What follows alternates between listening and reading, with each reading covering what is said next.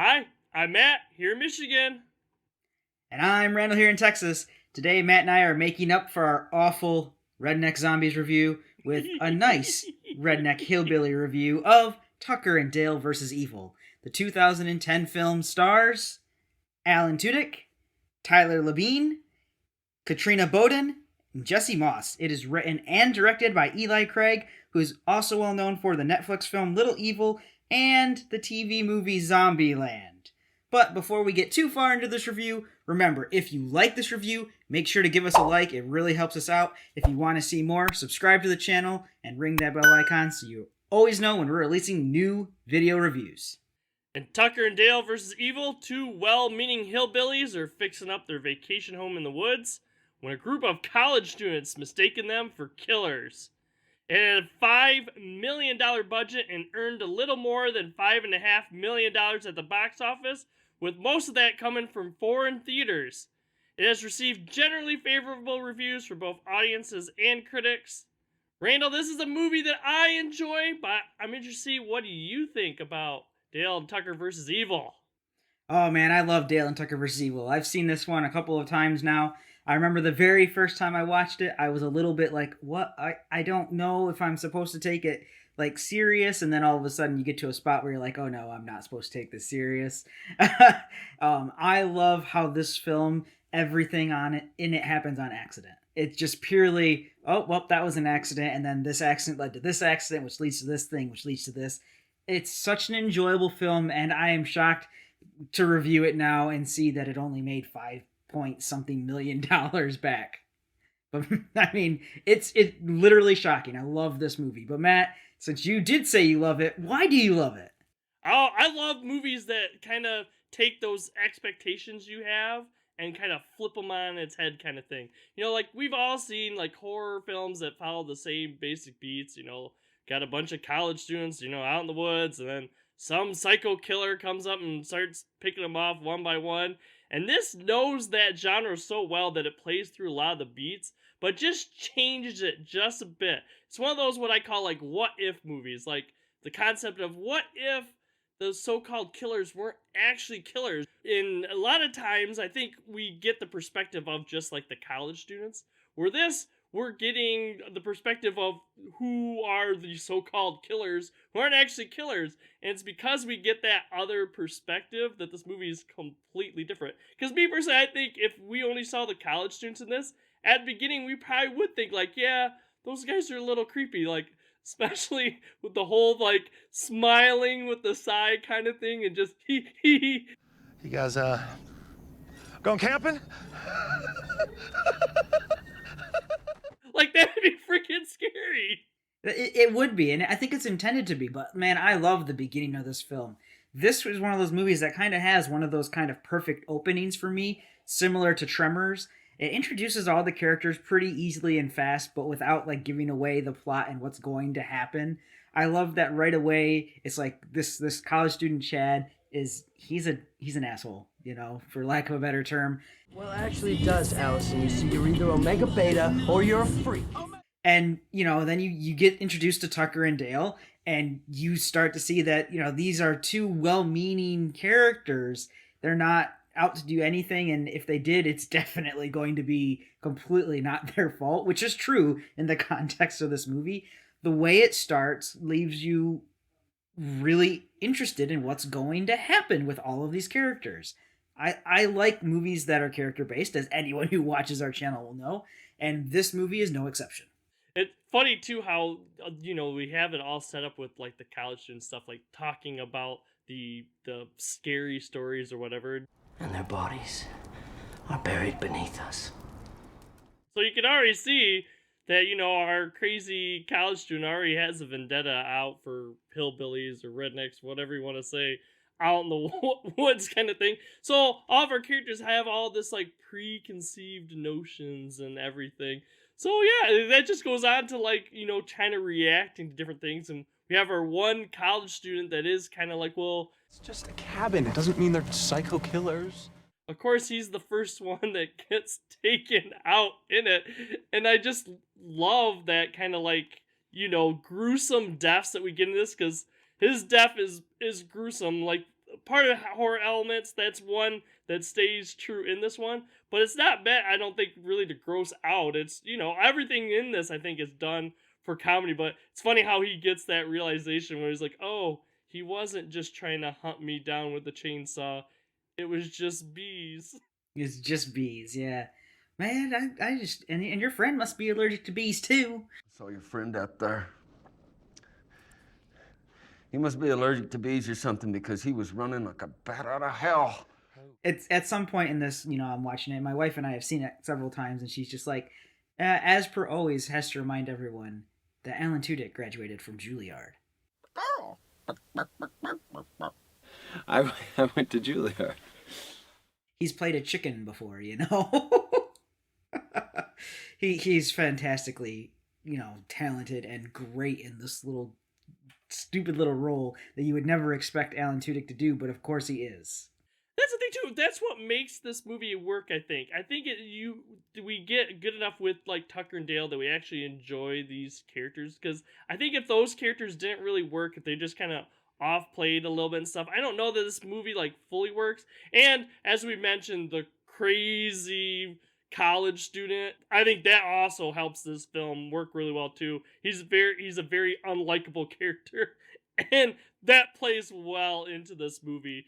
Do our secondary characters stand out too much? I don't think so. They play their roles, well enough for it to go in. Yeah, I mean, there's enough comedy and stuff into this film. Absolute crazy stuff that it's enjoyable to watch. You mentioned the Tucker and Dale characters having to work, which is 100% true. They have to work.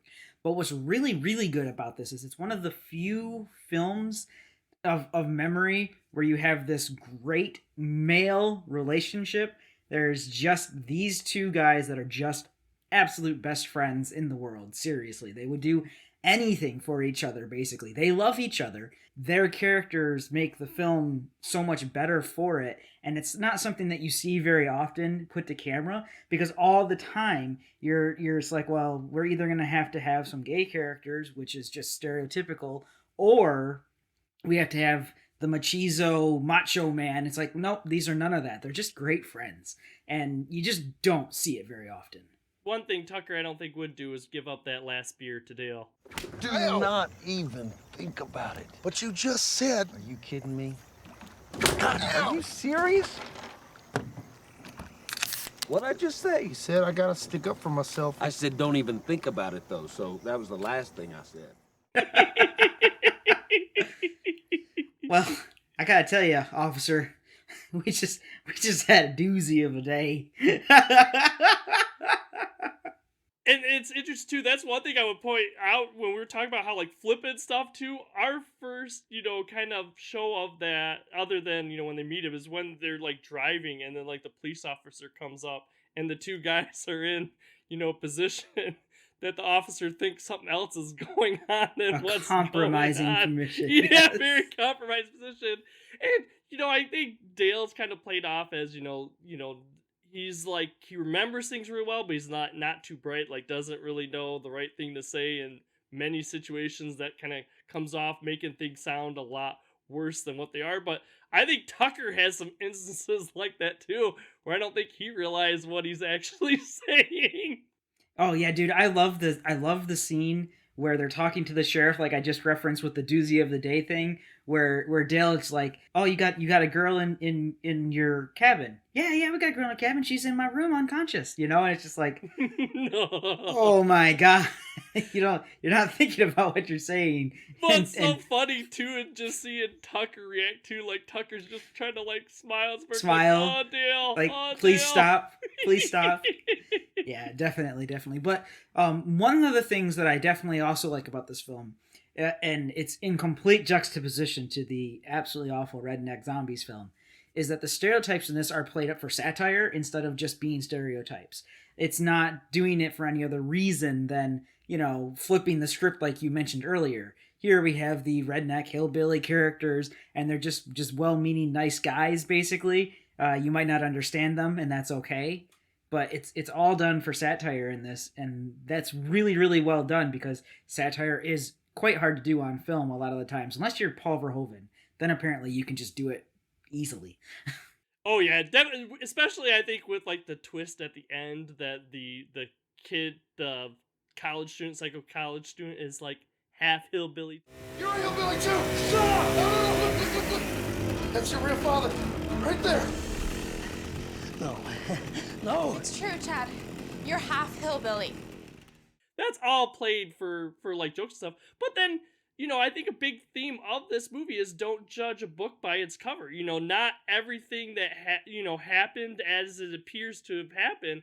And they really do put on that with, you know, one of the characters are like, what, you thought we were something else at the beginning or whatever, you know, kind of like shame on you kind of thing. So I think it really does play on that, like, hey, you shouldn't just make assumptions about people. Yeah, definitely. The character of Allie, who is like on purpose next level attractive, basically. But you look at it and it's like, oh no, she's actually just a very, very intelligent, you know, student of psychology, and she, you know, plays a little bit of a psychology role in this before everything gets a little bit too crazy. And it's fun. It's the, you know, you're just thinking that she's just some dumb college, you know, blonde, stereotypical, and that, you know, we have Chad who's just this douche prep basically, and you have the dumb hillbillies. But no, it's all played for, well, it's a misunderstanding. You don't have to sit down and talk to each other to really understand what's going on and who's doing what and why. You just don't make those assumptions. The one part about Allie I have a hard time believing is that she grew up on a farm. I grew up on a farm. It was either help out or get out. That's a good rule. Yeah, so I've done this before, believe it or not. You know, it's fine. You know what? You're just making assumptions, Matt. I am, but I just love that scene where they're digging that hole and stuff too. They're digging like, the yeah. latrine. They're digging the latrine. Yeah. They're making her dig her own grave. Oh yeah, definitely. You know, like you, I've seen this movie several times, and you know, it's another one of those movies that I still enjoy. I mean, is it one of my like favorite go-to movies? Probably not, but it is still a movie that I chuckle at and laugh every time I watch it.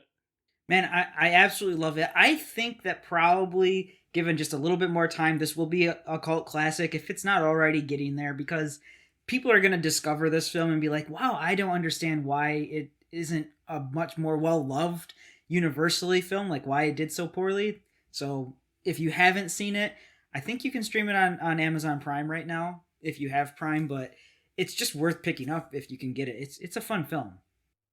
Oh yeah, wholeheartedly, definitely recommend watching it. If you guys have seen Tucker and Dale vs. Evil, I apologize too, because I did call it Dale and Tucker vs. Evil earlier, but that's my bad. Getting that name switched, Randall. Always getting that name switched. At least you're not getting your Russells confused. It plays a certain role in why she gets into the situation she's in with Kurt Russell's character. Not Kurt Russell. Russell I'm Crowe. getting my Russells confused. Let us know in the comments below what do you think about this movie. Also be sure to check out some of our other reviews on our YouTube page. We do new movie reviews, flashback movie reviews. We also look at TV series. We also have deeper dive discussions. Make sure to check out our Facebook page. We post on Facebook what we're going to be posting on YouTube the next day. We also post little tidbits of, you know, news stories from maybe Star Trek, Star Wars, other fandoms that we're really into on our Facebook page if you want to see some of that stuff. We post new videos every Monday and Thursday. For now, I'm Randall here in Texas. I'll see everyone next time. And I'm Matt here in Michigan. Have a good day, everyone. Next time on No Market Media.